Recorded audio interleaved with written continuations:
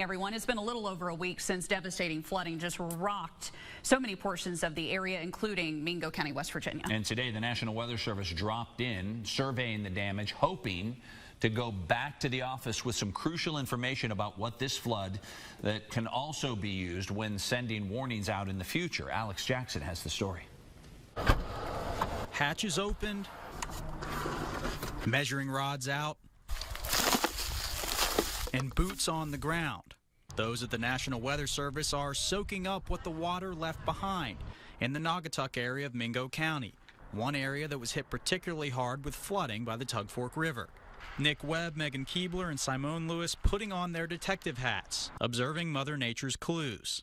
That's 4.4. To determine how high the water came up in certain areas. You know the water got higher than that deck because there's all kinds of mud and debris on top.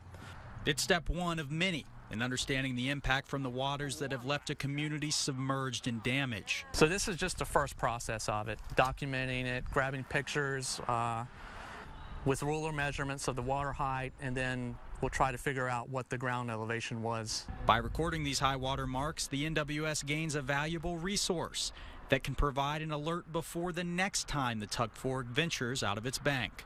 And we can get that documented, and if we can pin down certain locations like communities like this that experience flooding from this major crest, then we could insert specific impact statements into our river flood warning.